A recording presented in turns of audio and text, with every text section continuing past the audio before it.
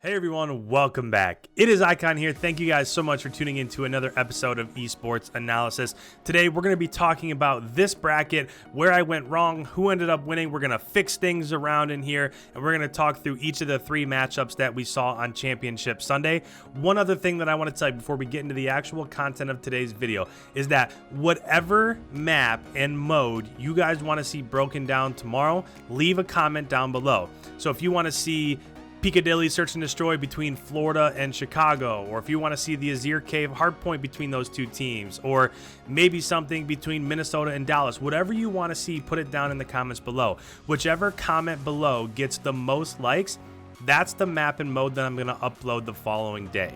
So in the last couple of videos, so many people have been saying, do this, I want to see this map, I want to see this match, so on and so forth. And there's not enough time, right? I can't do that many episodes. So whichever one gets the most likes in the comments below, that's the one that I'm going to upload the following day. So with that being said, let's go ahead. Let's get into our bracket for today.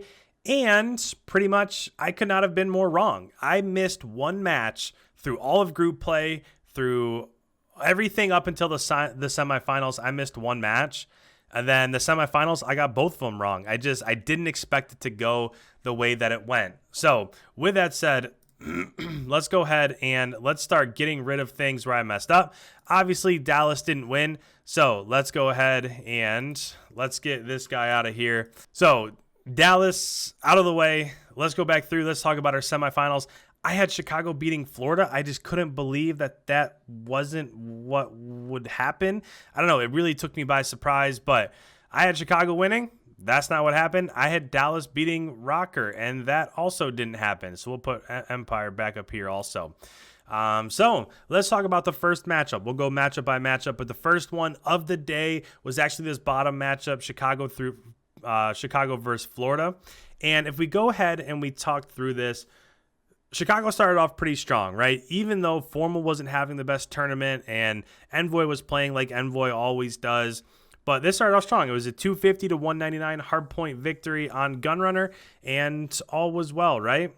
That was kind of the start. Okay, this might be, I don't know, this might be kind of easy. Maybe it'll be 3-1, but Chicago should win this, right? We went to the Search and Destroy on Piccadilly, and Florida came back and won 6-4 to even it 1-1 apiece. And even with that, Search is kind of the mode that can even everything out, right? Even if one team has a slaying advantage or one team's just overall playing better than the other, when it comes to Search, a lot of it is all about strategy. So that can kind of be the ultimate game mode that evens the playing field across the board. But what you saw next is it went to domination on Hackney Yard, and Florida won it 193 to 125. And it wasn't close. I mean, this was ugly. It was controlled by Florida the whole way. You know how you're watching a map and every once in a while there's like a glimmer of hope. Okay, now this is where it's going to happen. This is where they're going to come back. Everything looks good. They've flipped. They have the two flags that you want. They have the other team spawn trap. This is where it happens. That didn't really happen. So that's where I started to think, oh boy, Chicago's kind of in trouble here.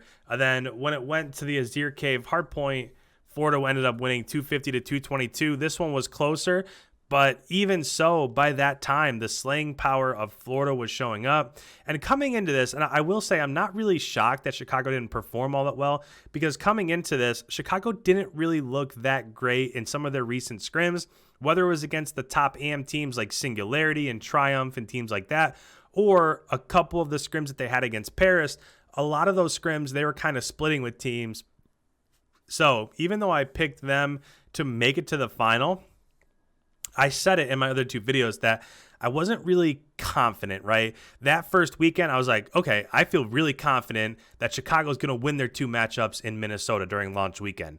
But with this, it just didn't feel right. It felt a lot like, now, I don't want to compare these two teams because there's not really that much of a comparison, but it started to feel a little bit like how Optic at the beginning of Black Ops 4 won that first major tournament, and okay, this is their year, and then they didn't win anything since. I'm not saying that's what's going to happen to Chicago, but that's just kind of how I'm feeling.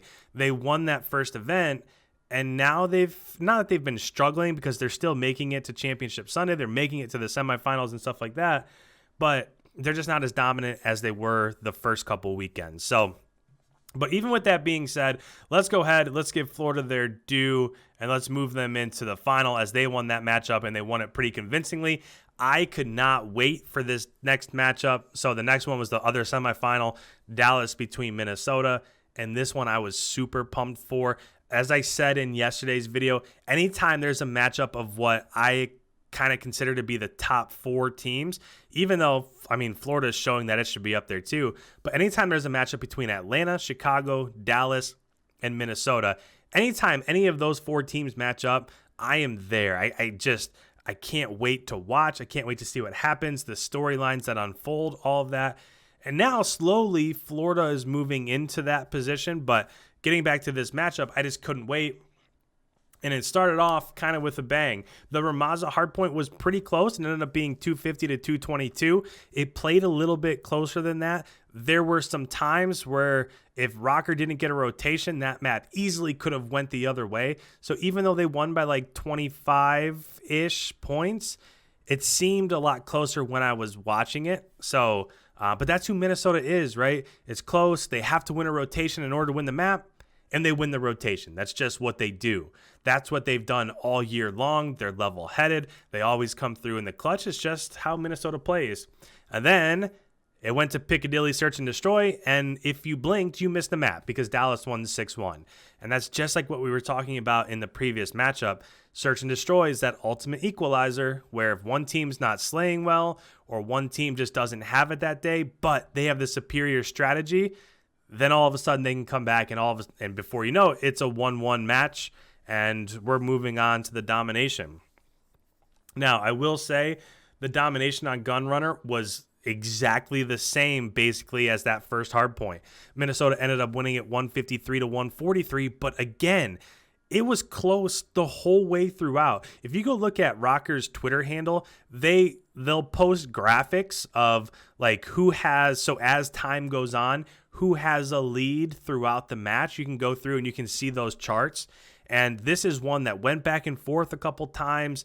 And then towards the end, Minnesota just clutched up. They had control of 2 flags, and then they ended up winning. And one thing that they did really well in this one is when it came to that C site, they're so good at hopping on C, neutralizing it with one person, and then running away and hiding. And as soon as it looks like it's getting capped by Dallas, they'll come out, they'll get those kills, they'll neutralize it again, and that one person will just always be a nuisance on that C flag, and that's something that they do extremely well, and that's one of the biggest reasons why they won that domination.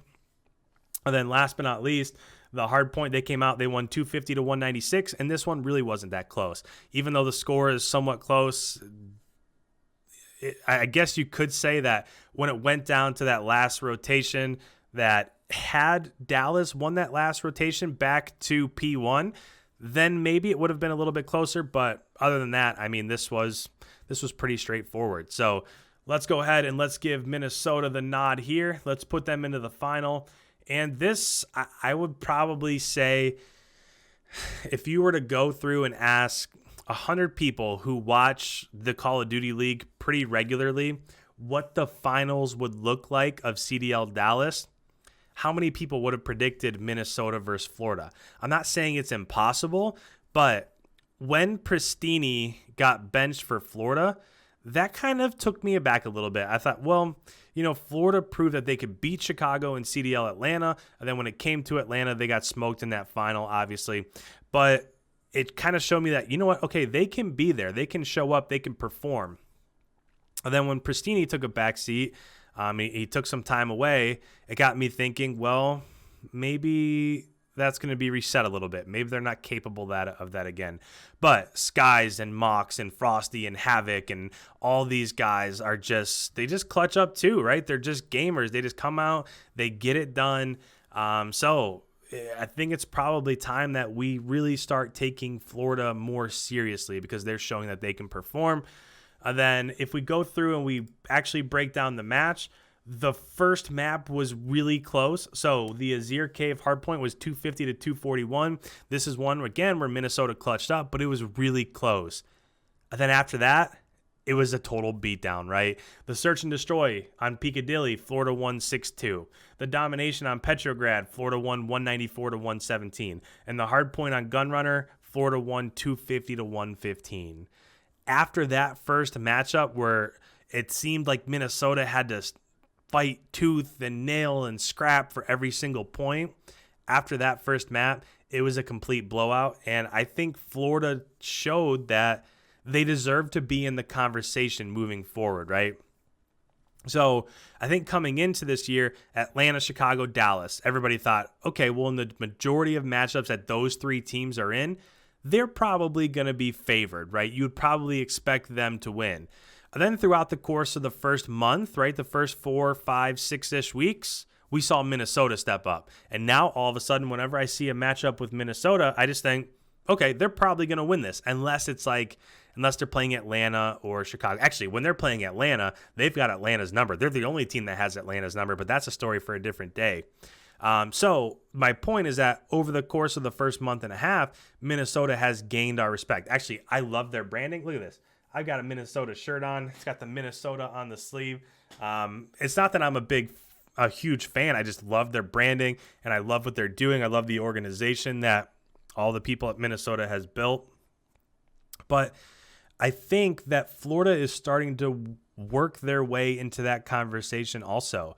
I think now when you see a matchup between Florida and Toronto, even though they lost on the first day, right up here, they lost this first matchup, even though they lost that one, and they have had times where they haven't performed very well, right? They've tripped up and they haven't always been dominant.